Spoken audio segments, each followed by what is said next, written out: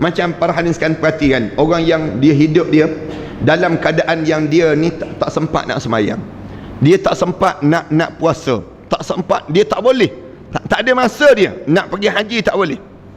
Kita nampak dia hidup ni harta benda banyak, boleh jadi harta dia banyak lah. Kerana apa dia? Kerana sibuk dia mencari harta.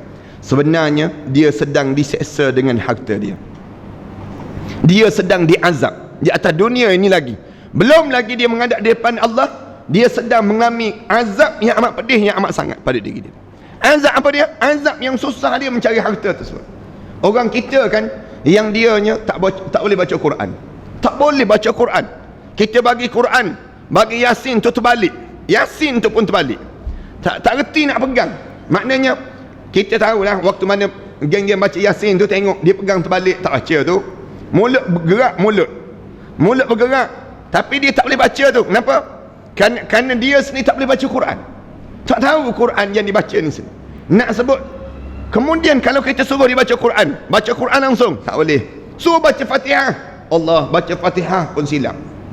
Kan kadang-kadang baca Fatihah ni ramai sangat. Ni musim Ramadan kan, ana raun masjid-masjid, surau-surau yang jemput ana ni, kadang-kadang pergi masjid surau tu, imam tu baca salah lagi, tu imam pun baca salah.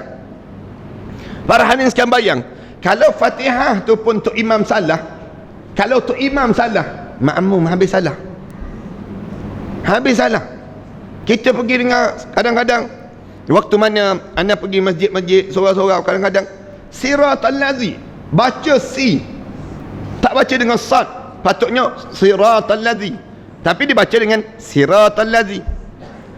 An'amta alaihim, tak boleh bersebut an'amta alaihim, baca apa dia? Tu imam baca am'amta alaihim.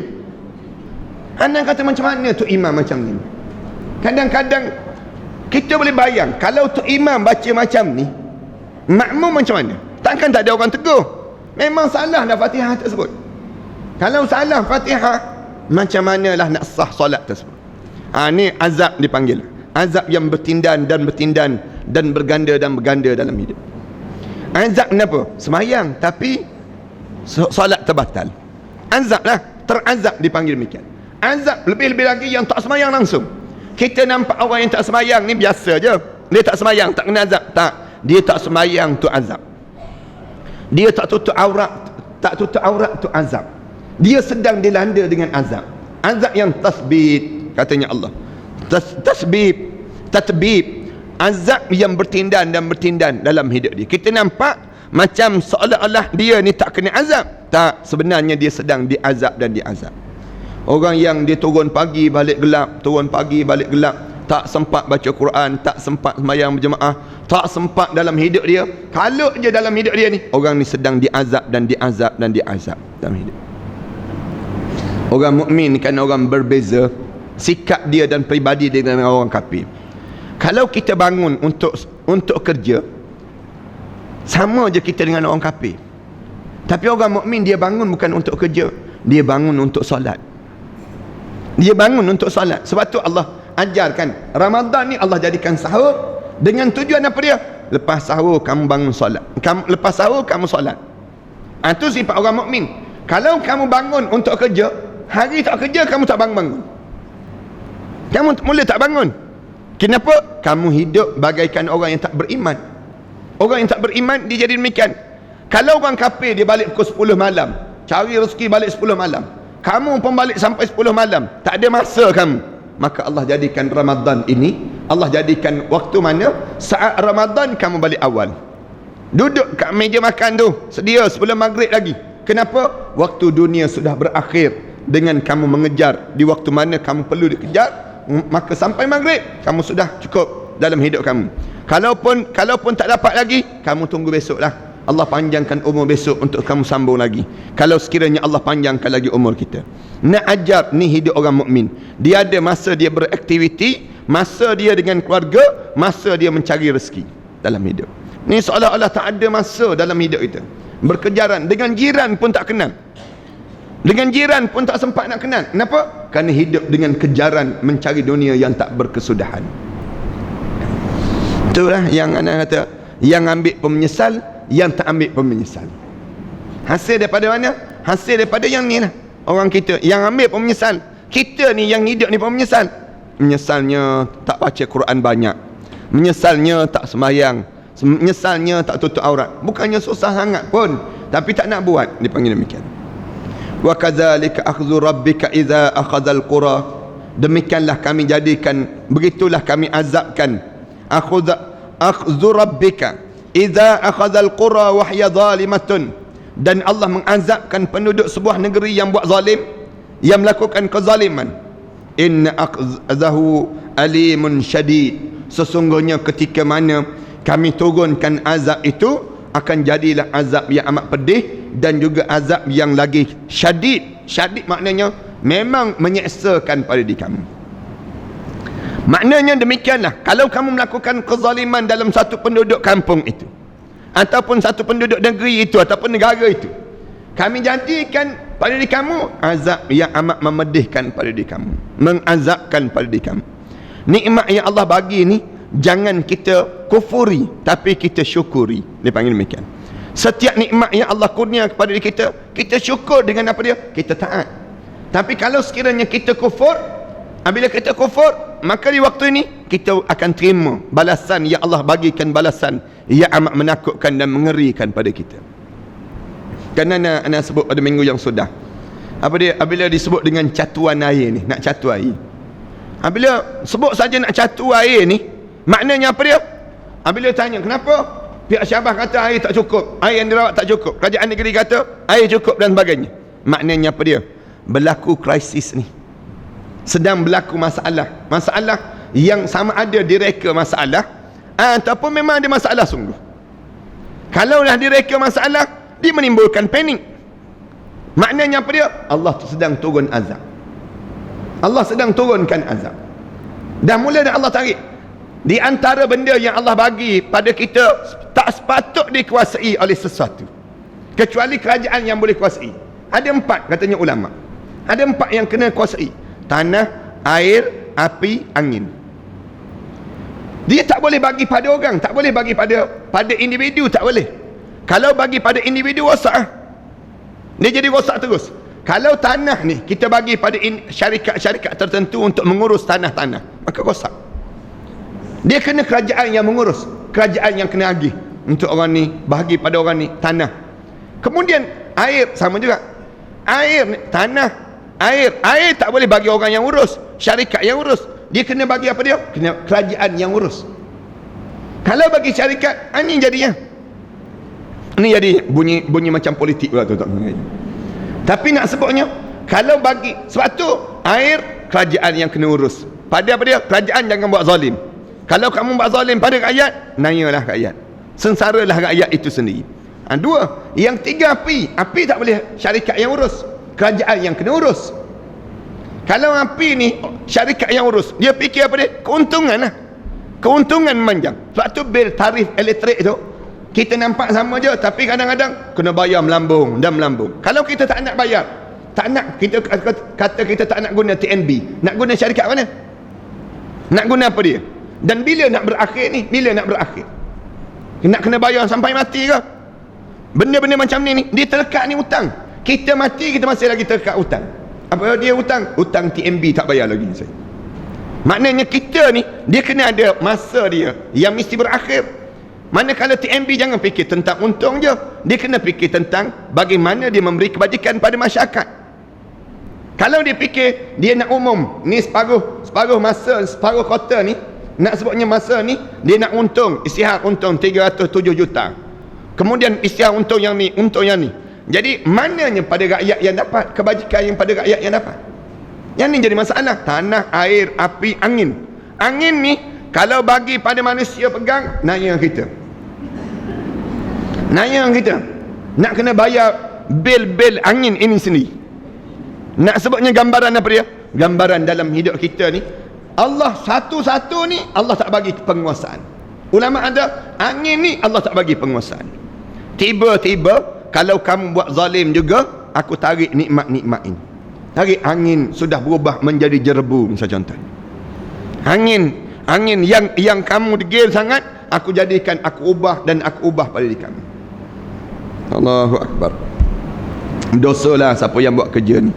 Siapa yang buat kerja yang buat zalim dan khianat ini pada rakyat, dia zalim. Siapa yang tak mengurus dengan cara yang betul, dia khianat. Dan dia kena bayar di atas setiap titik titisan air yang dia lakukan ini. Setiap bil api yang dibayar ni sendiri, dia kena jawab nanti. Ni kena jawab lah siapa yang terlibat dengan syarikat demikian. Jangan ingat main-main benda-benda demikian.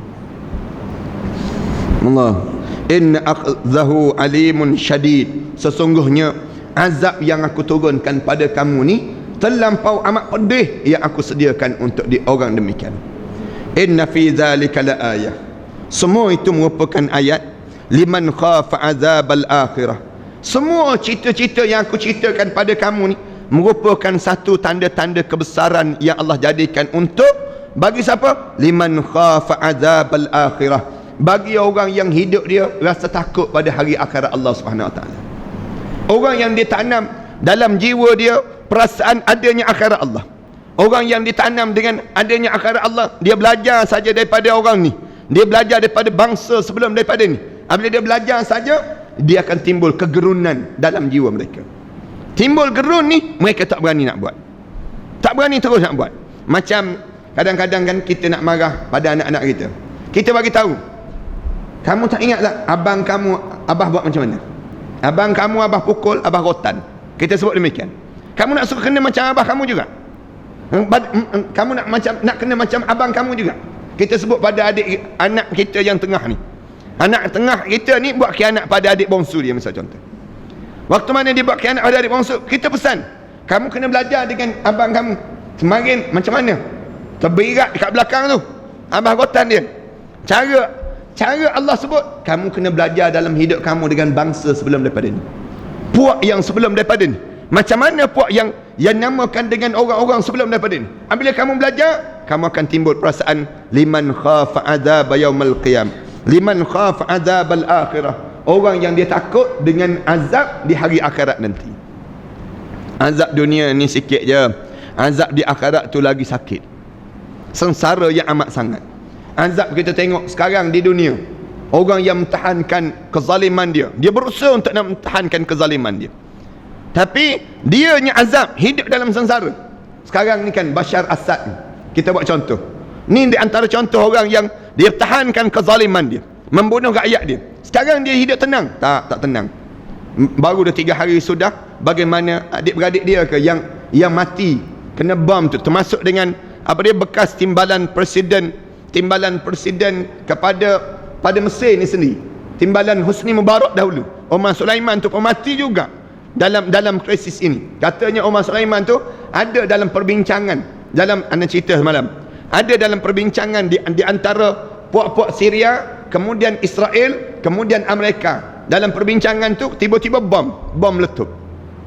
Bom meletup ni mati 3 orang menteri Syria. Kemudian Omar Sulaiman ni pun parah, diterbangkan ke Amerika Syarikat. Nak tahankan nyawa dia, tahu-tahu mati juga dia. Barulah bawa balik mayat dia ke Mesir. Nak sebutnya, mereka sedang bincang dengan puak-puak Israel, macam mana nak jatuhkan yang namakan dengan orang Islam ini sendiri. Lalu dimatikan dalam keadaan demikian. Mana cara orang yang takut azab Allah, dia berhenti, dia tak buat dah, disebut demikian. Tak nak buat benda-benda yang kezaliman ini sendiri. Kalau tengok pada orang Syria tu dalam YouTube, Allah, menakutkan dan menggerukan. Kita ni kalau kena ujian demikian, memang tak bertahan kita. Memang tak bertahan. Dibakar, disula, dipanggang hidup-hidup. Kemudian dibakar tu boleh tengok orang Myanmar, orang Rohingya, macam mana mereka dibakar. Nampak tu mayat tu, kerah-kerah semua mayat. Dibakar dalam satu gudang. Diletak dalam satu gudang, kemudian bakar semua. Satu gudang sebut, tak ada seorang pun boleh selamat. Kerah-kerah je mayat semua. Nak sebutnya sampai tahap demikian, kerana semata-mata mereka beriman pada Allah Subhanahu Wa Taala. Zalika yaumun majmu'un lahun nas. Hari akhirat ni hari yang dikumpulkan keseluruhan manusia.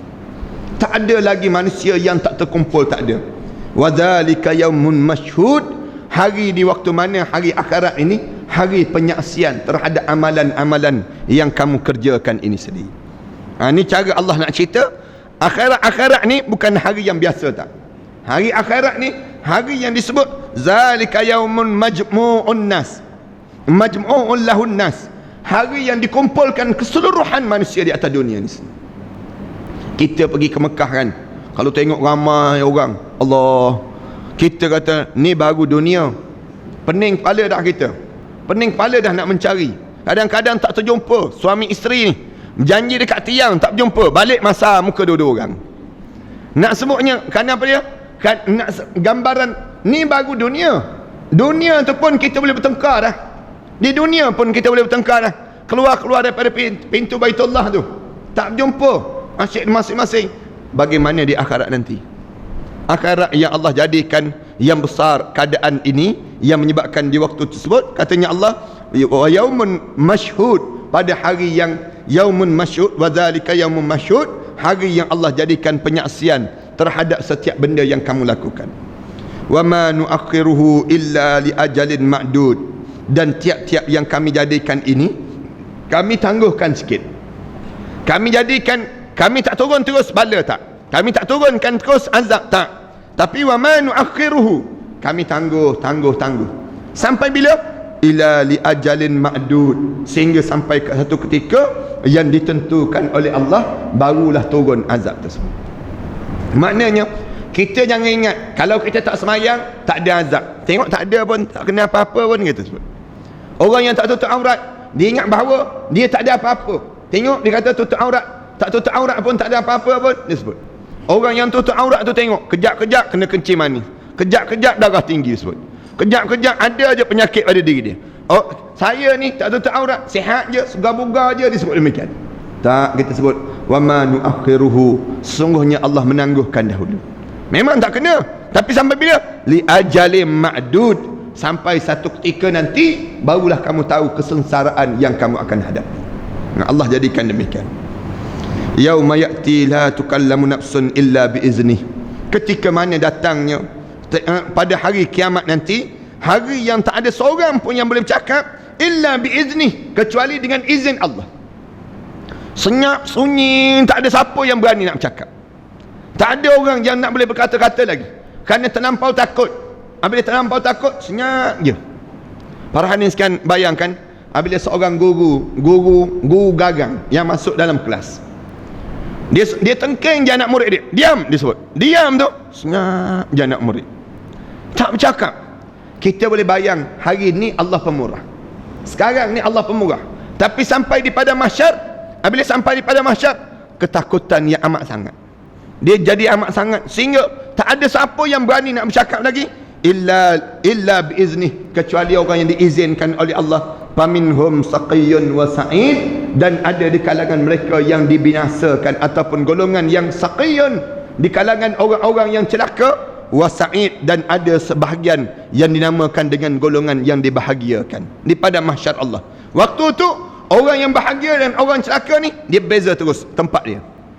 Wamtazul yawma ayyuhal mujrimun, hari di pada mahsyar Allah, Allah asing di antara orang yang baik dengan orang yang buruk. Orang yang jahat tu pun senyap, orang yang baik ni pun senyap, kerana hari yang Allah tunjuk garang sungguh. Tak ada siapa lagi dah berani di waktu mana di pada mahsyar tu, masing-masing senyap, menjadi ketakutan dalam jiwa masing-masing, kerana di saat ini tak ada siapa lagi yang boleh berhadapan dengan kekuasaan Allah Subhanahu wa taala kecuali dengan izin Allah Subhanahu wa taala ini sendiri. Kita berhenti setakat ni, insya-Allah kita sambung cerita tentang orang yang saqi dengan orang yang sa'id dipanggil. Orang saqiyun ni kita sambung pada akan datang nanti, dan juga bagaimana orang yang sa'idun, orang yang bahagia ni bagaimana pada minggu yang akan datang nanti, insya-Allah. Sallallahu alaihi wasallam Muhammad wa ala alihi wa sahbihi wasallam, walhamdulillahirabbil alamin. Para hadirin yang dirahmati sekalian, sebagaimana biasa kita masuk dalam bulan Ramadan al-Mubarak ini, anaknya selain daripada anak buat kutipan untuk wakaf Darut Tibun Nabawi itu, untuk dapatkan dana untuk wakaf ni, anak juga sebut bahawa kita buat kutipan bulan Ramadan. Kutipan bulan Ramadan ni untuk nak bagi pada anak-anak yatim dan orang miskin, orang yang susah, untuk buat persiapan menyambut Aidilfitri. Tahun ni anak tak umum sangat pasal persiapan menyambut Ramadan. Biasanya tahun sudah anak sebut pasal nak majlis berbuka puasa dan sebagainya. Tapi yang oleh kerana terlampau sibuk untuk kutipan dana untuk sumbangan wakaf ini, jadi anda tumpukan pada wakaf je. Cuma masuk dalam bulan Ramadan ni, sebagaimana biasalah para hadirin sekalian, kalau ada duit-duit sumbangan ataupun zakat dan sebagainya untuk orang-orang susah nak menyambut Aidilfitri ini sendiri.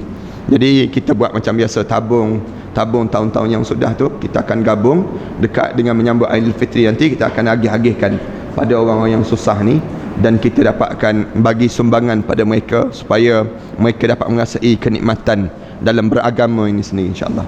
Jadi para hadirin sekalian yang ada duit-duit sumbangan nak bagi berapa banyak pun bagilah, insya-Allah. Nanti kita akan agih-agihkan nanti, insya-Allah. Sallallahu alaihi wasallam Muhammad wa ala alihi wasallam. Alhamdulillah. Bismillahirrahmanirrahim. Alhamdulillahirabbil alamin wassalatu wassalamu ala rasulil amin wa ala alihi washabbihi ajma'in. ربنا افتح بيننا وبين قومنا بالحق وأنت خير الفاتحين.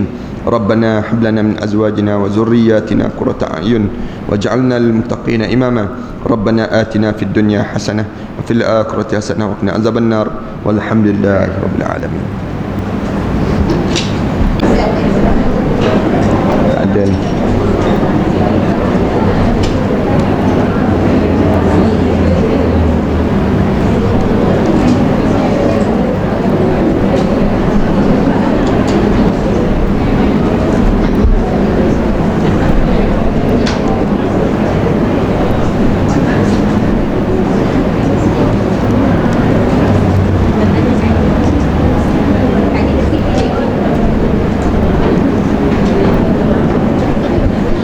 Bismillahirrahmanirrahim. Alhamdulillahirabbil alamin. Wassalatu wassalamu ala asyrafil anbiya'i wal mursalin wa ala alihi wa sahbihi ajma'in. Subhanaka la ilma lana illa ma 'allamtana innaka antal alimul hakim.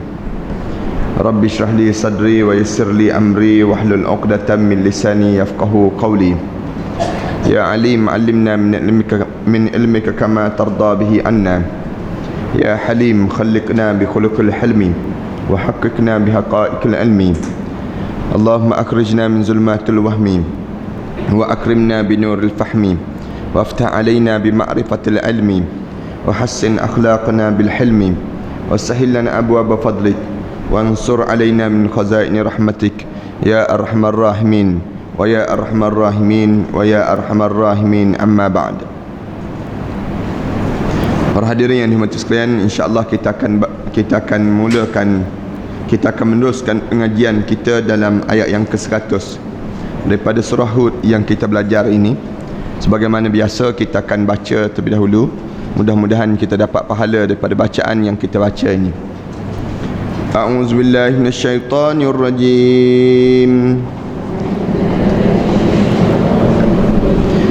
Bismillahirrahmanirrahim. Dzalika min anba'il qura naqussuhu 'alaik.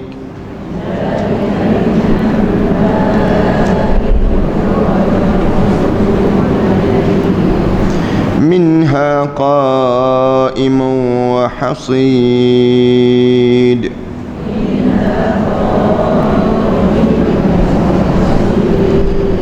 وما ظلمناهم ولكن ظلموا أنفسهم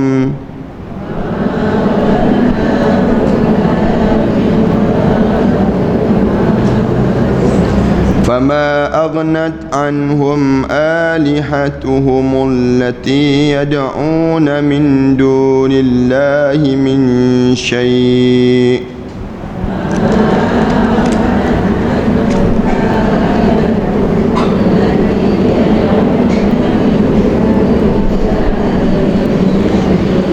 لما جاء أمر ربك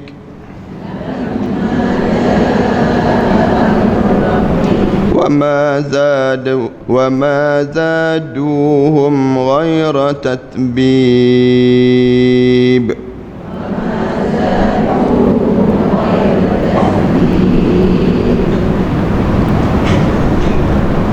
وكذلك أخذ ربك إذا أخذ القرى وهي ظالمة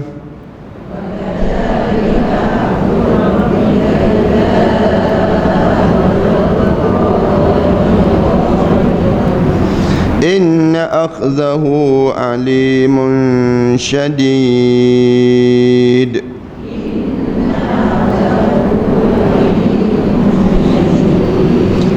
إن في ذلك لآية لمن خاف عذاب الآخرة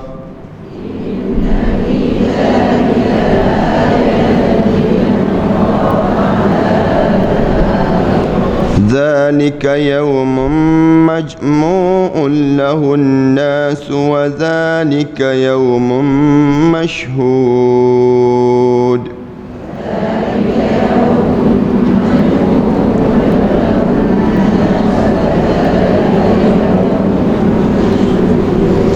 وما نؤخره إلا لأجل معدود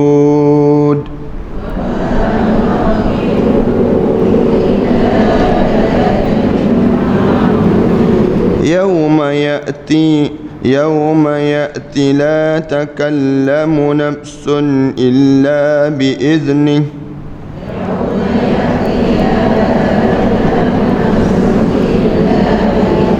فمنهم شقي وسعيد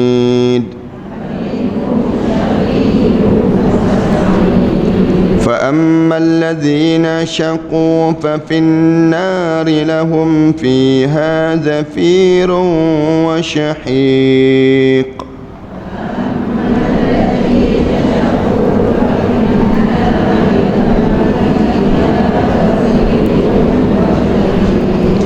خالدين فيها ما دامت السماوات والأرض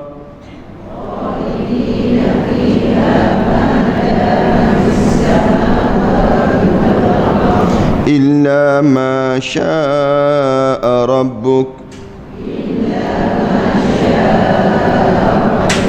إن ربك فعال لما يريد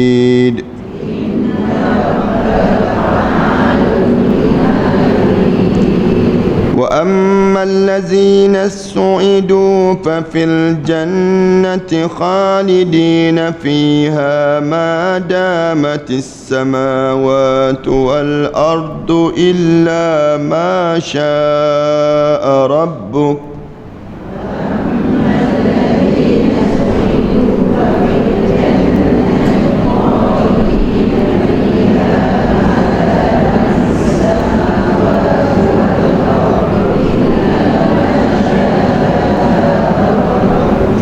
عطاء غير مجزوز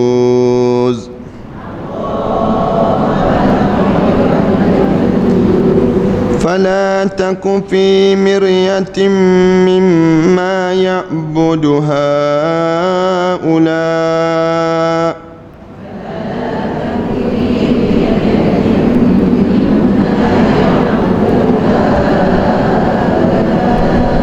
ما يعبدون إلا كما يعبد آباؤهم من قبل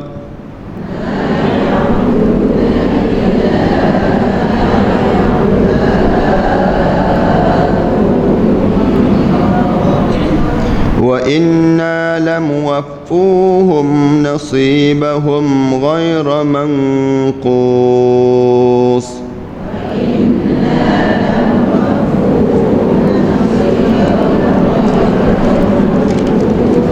Sadaqallahul Azim.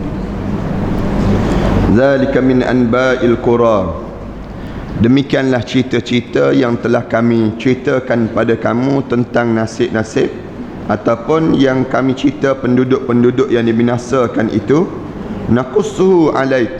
Sengaja kami bagi tahu pada kamu ataupun kami kisahkan pada kamu wahai Muhammad. Minha qa'imun wa hasid.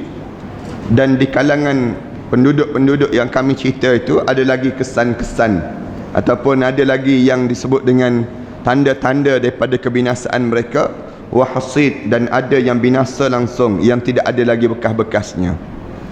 Para hadirin yang dimati sekalian, ayat yang kita belajar pada hari ini merupakan ayat yang Allah simpulkan daripada cerita-cerita bagaimana kaum-kaum yang telah Allah binasakan sebelum daripada ni. Kita baca dengan, kita dah cerita tentang bagaimana kaum Ad yang Allah binasakan, kaum Samud yang Allah binasakan, kemudian Allah binasakan di kalangan Bani Israel yang kira-kiranya yang degil. Kita belajar dengan kaum Hud dan juga kaum-kaum Nabi Saleh alaihissalam. Semua ni kaum ini Allah bagi Nabi, Allah turunkan Nabi. Tiba-tiba sayangnya mereka ni lawan Nabi-Nabi tersebut. Bukan sekadar lawan, mereka getak Nabi untuk dibunuh, untuk dilakukan yang namakan dengan pengkhianatan terhadap Nabi tersebut. Kita cerita sebelum daripada ni Allah cerita kepada kita ni tentang Nabi Ibrahim, tentang bagaimana kaum Nabi Lut alaihissalam yang kita belajar sebelum daripada ni. Semua ni Allah cerita, katanya Allah, zalika min anba. Anba maknanya satu berita yang besar. Anba daripada kalimah naba'a. Naba'a ni kalau kita nak sebutnya biasa dipanggil anba. Anba ni berita penting, senang ceritanya. Benda yang penting yang nak diberitahu. Benda yang aku nak bagi tahu ni, cerita-cerita yang lepas ni bukan cerita main-main, bukan cerita dongeng-dongeng saja, tidak. Tapi cerita ni cerita betul dan cerita segera yang mesti diberitahu di kalangan kamu. Berita ni berita yang penting sangat untuk diketahui di kalangan kamu. Naqussuhu alaik, sengaja kami ceritakan pada kamu wahai Muhammad, kami kisahkan pada kamu. Dengan tujuan apa dia? Tujuannya nak suruh jadi peringatan pada diri kamu. Ayat ni, para hadirin sekalian, ayat ni kira-kiranya Allah nak cerita bagaimana liku-liku dalam dakwah. Katanya ulama, liku-liku dalam dakwah ni kamu kena lalui sebagaimana yang dilalui oleh Nabi-Nabi sebelum daripada ni. Nabi-Nabi sebelum daripada ni, apabila baru Islam, mereka berhadapan dengan banyak ujian, banyak tekanan dan sebagainya. Oleh kerana ujian dan tekanan ini menjadi sunnah dalam perjuangan, maka kamu kena belajarlah dengan orang-orang sebelum daripada kita. Apabila kita belajar orang daripada sebelum daripada kita, kita akan rasa tenang dalam jiwa kita, dia akan rasa lapang dalam hidup kita. Dalam tafsir fi zilal Quran, dia cerita tentang ayat ni, ayat nak menenangkan hati Rasulullah sallallahu alaihi wasallam. Nak cerita, wahai Muhammad, bukan kamu je yang berhadapan dengan masalah dalam dakwah, tapi sebenarnya Nabi-Nabi sebelum daripada kamu semua berhadapan dengan masalah dalam dakwah. Apabila sebut tentang Islam, ada je orang yang tak suka. Sebut je tentang benda ajaran agama, ada je orang yang tak puas hati, dipanggil demikian. Oleh yang demikian, kamu kena belajar daripada mereka ini. Apabila kamu belajar, kamu akan dapati bahawa kamu ni akan menjadi teguh jiwa kamu dan tenang dalam hidup kamu. Ada jadi demikian. Macam kita kan, kita duduk di hospital misal contohnya. Waktu mana kita duduk hospital tu rasa sunyi je, tapi tengok katil sebelah rasa lega sikit kita. Orang lain teruk lagi rupa-rupanya, kaki naik ke atas misal contohnya. Kita yang duduk dalam hospital ni, kaki tak ternaik pun ke atas, tapi orang sebelah tu kita tengok kejap-kejap nurse datang, kejap-kejap nurse datang, ya, masuk ubat, kemudian kejap macam-macam gaya. Jadi kita ni dah sakit juga je. Kita pun sakit juga, sakit di atas katil, tapi sakit kita boleh bergerak. Yang sebelah ni sakit tak boleh bergerak langsung dah. Ni cara Allah nak ajar kita ni rasa lega sikit lah. Kalau kita seorang saja rasa tak puas hati, kadang-kadang dia jadi demikian. Kita rasa kita je kena. Jadi Allah nak suruh, nak bagi tahu pada Nabi Muhammad, sebenarnya bukan kamu seorang yang berhadapan dengan masalah ni. Nabi-Nabi dahulu semua berhadapan dengan masalah. Dia ada masalah tersendiri. Tiap-tiap orang ni dia ada masalah tersendiri. Baik, masalah ni kamu tolong selesai dengan cara yang sewajarnya dan cara yang sebetulnya. Macam kita kan semangat sikit. Apabila orang lain semua puasa, kita pun rasa semangat puasa. Tapi kalau kita seorang je puasa, orang lain ngap makan misal contohnya. Orang lain tak puasa, Allah rasa tension kita. Rasa tension di tekanan perasaan sikit kita ni. Demikian juga dengan apa dia yang berlaku dalam hidup kita ni. Kalau kita kena musibah, Allah ajar, bukan kamu seorang kena musibah, semua kena musibah dalam hidup. Tidaklah kata setiap orang ni dia tak ada musibah, tak, semua ada. Tambah-tambah apabila cerita tentang agama, apabila cerita tentang agama, aku nak bagi tahu kepada kamu wahai Muhammad, lebih-lebih lagi lah Nabi-Nabi belum daripada kamu ni, banyak dah musibah yang mereka kena dalam hidup mereka. Minha qaimun, Allah sebut, kalau di antara yang musnah ini ada masih lagi kekal. Kamu boleh tengok lagi kesan-kesan kemusnahan itu. Kita boleh tengok lagi bagaimana kesan kemusnahan. Misalnya contoh apa dia? Qaimun. Di antaranya laut mati, misal contohnya. Laut mati tu, kalau kita pergi ke laut mati tu, ini tempat yang kesan kemusnahan di kalangan kaum Nabi Lut. Ya Allah balik bumi kerana kesan daripada mana? Kesan daripada yang namakan dengan mereka ni degil, mereka ni homoseksual dan juga lesbian. Di kalangan mereka, lalu Allah balik bumi ni, Allah tenggelamkan, dan Allah jadikan sampai sekarang ni laut tu pun mati. Tak ada yang namakan dengan spesies-spesies yang boleh hidup. Ikan yang nak hidup dalam tu pun tak boleh. Nak sebutnya gambaran apa dia? Gambaran aku nak bagi tahu pada kamu, ni kesan minha qaimun. Ni di antara kesan yang hasil daripada yang namakan dengan apa dia? Yang disebut dengan kemusnahan yang berlaku tersebut. Wa hasid, dan ada yang binasa langsung. Tak ada kesan langsung. Ini katanya Allah Subhanahu Wa Taala. Wa hasid maknanya yang tak ada pun, yang kamu tahu cerita je ataupun berita je yang menunjukkan peristiwa ini berlaku, perkara demikian. Macam kita nak sebut Nabi Nuh alaihissalam, waktu mana Allah tenggelamkan alam ini. Kat mana kapal Nabi Nuh? Misal contohnya, ada orang kata kapal Nabi Nuh di Turki, ada yang nampak dalam satelit dan sebagainya. Maknanya gambaran yang ni tak ada kesan. Allah jadikan tak ada kesan. Ni sampai tahap demikian. Kalau para hadirin sekalian pergi ke apa dia, Mesir, di Fayum misal contohnya. Di Fayum dia ada satu tempat yang Allah tenggelamkan Qarun. Tempat Allah tenggelamkan Qarun. Katanya dipahamkan ditenggelamkan Qarun di kawasan tersebut, yang menyebabkan dalam kawasan itu menjadi macam tasik yang besar, panjang besar begitu. Kenapa? Tempat tersebut tempat yang ditenggelamkan Qarun ini sendiri.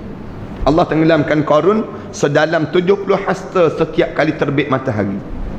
Naik dia matahari terbit, tenggelam lagi 70 hasta ke dalam muka bumi ini sendiri. Ya Allah jadikan pada Qarun. Datang orang Melayu kita buat pencarian harta Qarun, dia panggil demikian. Elok dah Qarun tenggelam, kita sibuk cari, dia panggil demikian. Wa ma zalamnahum walakin zalamu anfusahum. Lalu Allah cerita, sesungguhnya kami tak buat zalim pada mereka. Wa ma zalamnahum, yang berlaku ni bukan kezaliman kami pada mereka, tapi walakin zalamu anfusahum, tapi mereka lah yang menzalimi diri mereka sendiri. Bila mereka tak boleh terima ajaran agama, maknanya kamu sedang buat zalim pada diri kamu. Allah tak zalim pun pada kamu. Allah jadikan puasa ni, misal contohnya, zalim ke? Tak. Tapi yang tak nak puasa tu zalim. Kita nampak macam puasa ni tahan, jangan makan, jangan minum. Kita tak makan, tak minum, macam seolah-olah nak dera. Tak, bukan dera pun. Yang tak makan itulah mendera, dipanggil. Yang tak makan itulah dera. Dera kenapa? Dia sedang membiarkan jasad dia sedang dirosakkan. Dia sentiasa makan. Macam kenderaan, enjin kereta kita ni, kalau sentiasa hidup je, lama-lama rosaklah enjin tersebut. Sentiasa bergerak je, dia kena ada masa dia rehat.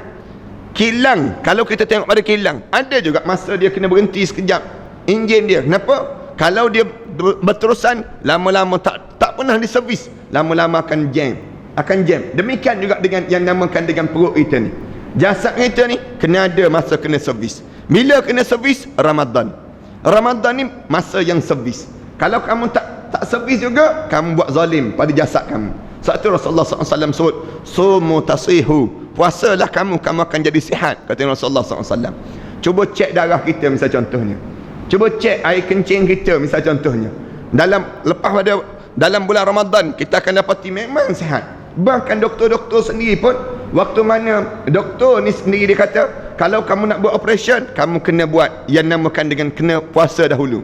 Jangan kamu makan. Kenapa? Nak suruh sihat, nak betul-betul berfungsi. Setelah mana kamu nak buat operation dan sebagainya. Demikian juga dengan yang namakan dengan kita. Allah jadikan bukan zalim. Puasa ni tidak zalim, tapi puasa ni memberikan keselesaan dan kehidupan pada diri kita. Demikian juga dengan apa ya? Orang yang tak tutup aurat. Orang yang tak tutup aurat ni, dia jangan ingat bahawa Allah menzalimi diri dia nak suruh tutup tubuh badan dia, aurat dia. Tak. Tapi yang kamu dedah aurat itulah kamu zalim pada diri kamu. Kenapa zalim? Para hadirin sekalian tahu, banyak orang yang membuka aurat, dia terdedah kepada apa dia? Kesakitan, terdedah kepada pengkhianatan. Dia terdedah untuk membuat zalim pada diri dia sendiri. Asalnya kalau kita belajar dulu-dulu manusia zaman kuno dahulu, mereka ni tak berpakaian. Mereka tak berpakaian zaman-zaman dahulu. Anda biasa sebut contoh yang mudah ini. Tapi apabila datang ke tamadunan, tamadun ajar mesti tutup itu, tutup tubuh badan dan sebagainya. Dah tutup ni tanda ketamadunan. Tiba-tiba manusia ni buka balik, maknanya apa dia? Kamu buat zalim lah, kamu balik semula pada zaman kuno balik. Maknanya kamu yang buat zalim pada diri kamu. Ini kaedah dia panggil demikian. Orang yang tak semayang, Allah bukan zalim pun pada seorang semayang. Nak semayang berapa rakaat? Semayang tarawih dia panggil demikian. Nak tarawih ni kamu jangan ingat dia satu kezaliman, mesti 20 ke, mesti 8 ke, maknanya mesti 30 ke. Tak, kamu buat semayang tarawih. Cuma Rasulullah buat 8 rakaat, Sayyidina Umar buat 20 rakaat. Dia panggil demikian.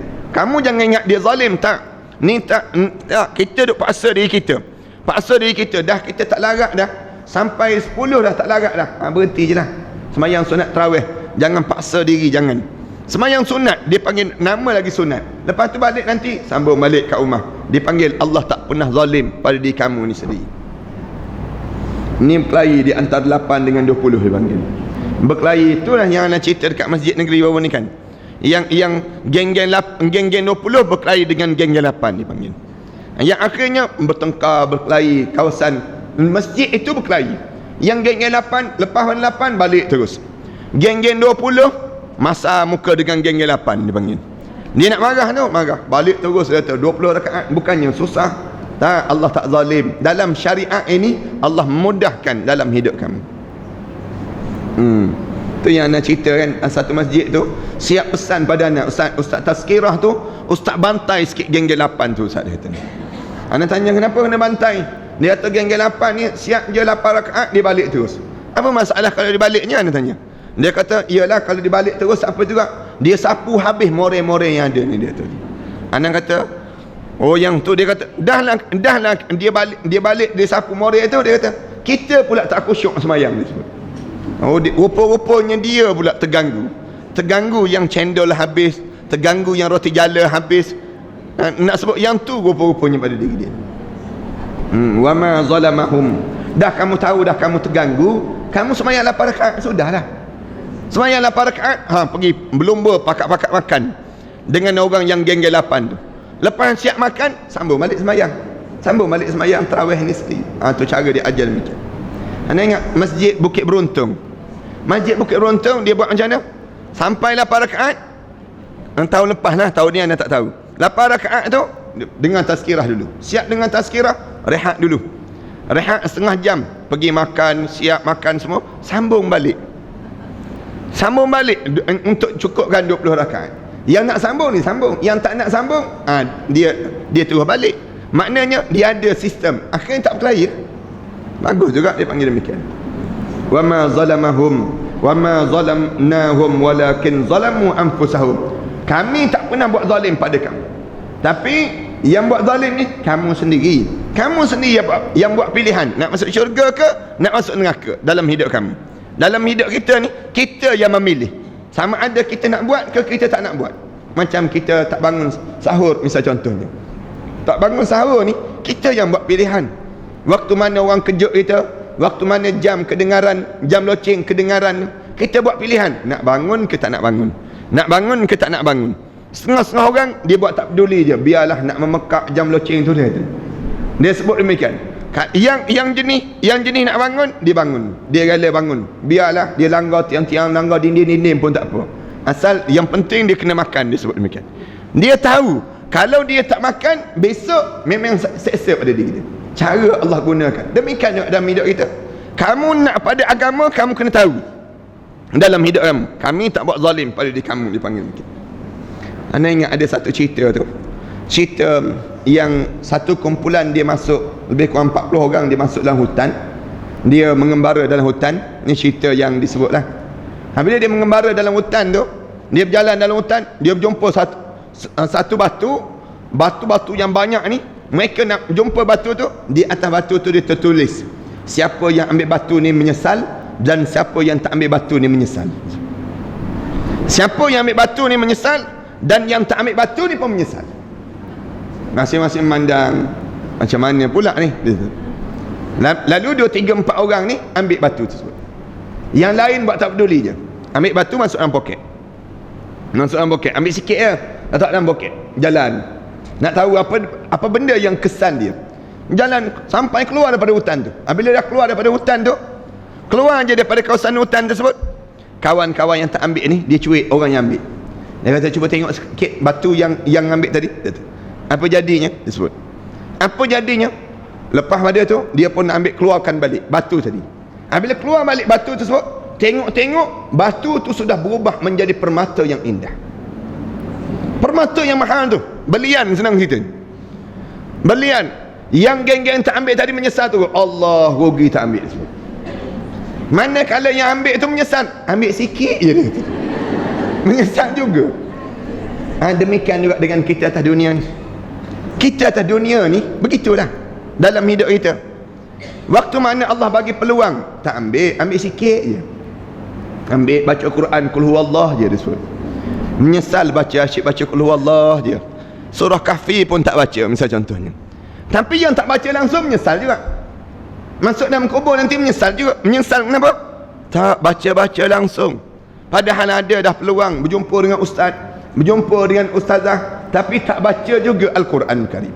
Demikianlah gambaran yang mudah dalam hidup kita. Ada orang yang masih diberi peluang, tapi mereka tak nak ambil. Di antaranya yang ni, kamu yang menzalimkan diri kamu sendiri, kamu yang buat khianat pada diri kamu sendiri. Fama aghnat anhum alihatuhum alihatumul lati yad'una min dunillahi min syai. Katanya Allah, kerana semua benda yang mereka ni sendirinya, segala benda yang mereka pernah sembah tidak bawa manfaat langsung pada mereka. Tuhan mereka allati yad'una min dunillahi min syai, yang mereka berdoa di atas dunia dahulu, yang mereka minta daripada Tuhan itu, Tuhan mereka ini tak bawa manfaat sikit pun dalam hidup mereka ini. Kadang-kadang kan kita tengok orang India yang sembah berhala ni kan, sembah patung-patung, sembah, dia buat patung dan sebagainya. Akhir masuk pencuri dalam rumah dia. Waktu mana masuk pencuri dalam rumah dia, barang dia kena rompak dan sebagainya, barang dia kena ambil. Kita tanya pada dia, habis itu Tuhan kamu buat apa? Tengok je ke pencuri masuk? Kita tanya. Waktu mana yang kamu, bila masuk pencuri tu, yang kamu sembah dalam tersebut, kamu letak dalam rumah kamu, tiba-tiba Tuhan kamu tak bergerak ke tangan, pergi tolong sikit ke, lepu atas dahi pencuri tu ke? Misal contohnya, maknanya apa dia? Fama aghnat anhum alihatuhum allati yad'una min dunillahi min syai. Segala benda yang kamu sembah, segala benda yang kamu taat itu tak bawa manfaat sikit pun pada diri kamu dalam perkara demikian.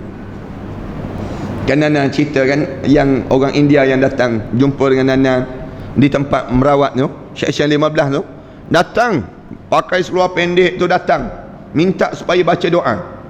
Baca doa ni bawa air bawa beras untuk kita baca doa. Anda tanya senang, anda tanya dia, kenapa kamu tak berjumpa dengan Sami kamu? Kenapa yang kamu nak mesti berjumpa dengan saya ni? Jumpa Sami lah. Dia pun jawab senang, dia kata, Tuhan Allah Ta'ala dengar doa Sami ni. Itu saya datang berjumpa dengan ustaz dia sebut. Maknanya dia tahu dah Allah tak dengar doa Sami dia. Tapi yang dia tak pergi, yang pergi sembah juga tu kenapa? Lama sikit datang lagi. Lepas seminggu ke 2 minggu lepas pada tu datang lagi. Anda tanya, kenapa kamu ni datang lagi ni? Minggu sudah saya dah baca dah. Hari ni kamu datang lagi. Minggu sudah, dia kata anak saya demam. Hari ni isteri saya pula demam. Ustaz bacalah doa. Dia suruh baca doa ni. Anda kata beginilah, kamu masuk Islam, maka kamu boleh baca doa, tak perlu saya baca doa. Kamu masuk Islam, kamu boleh baca doa sendiri, kamu boleh wirid sendiri, kamu boleh baca sendiri. Saya akan ajar pada kamu macam mana. Dia kata, Ustaz, hari ni Ustaz baca dulu, masuk Islam kemudian. Masuk Islam kemudian. Dia tahu dah benda yang dia sembah ni tak bawa manfaat, tapi yang dia buat juga kenapa? Yang orang Cina tu letak macam-macam gaya, dia buat Tuhan dia tu buncit je, besar je perut. Dia tahu dah benda tersebut tak ada manfaat pun untuk diri dia, tapi nak sebutnya mereka ni buat juga kenapa? Nafsu yang diikuti dalam hidup mereka ini sendiri. Katanya Allah, kemudian lamma jaa amru rabbik, tak bau manfaat bila? Ketika mana datangnya ketentuan yang Allah tentukan dalam hidup mereka. Allah jadikan ketentuan dalam hidup mereka ni satu benda yang kira-kiranya datangnya urusan Allah, ketika mana datangnya yang Allah Subhanahu Wa Taala nak turunkan bala, maka tidak ada Tuhan mereka yang mampu boleh menahan. Yang mereka sembah tersebut tak ada manfaat langsung. Kemudian wa ma zaduhum ghaira tatbib, katanya Allah, dan apa yang mereka sembah itu tidak membawa kebaikan pada mereka kecuali kebinasaan dan kehancuran dalam hidup mereka ini sendiri. Segala benda yang mereka buat itu menambahkan lagi derita dan penderitaan yang menyusahkan dalam hidup. Dia akan bertindan-tindan, dia akan jadi rosak.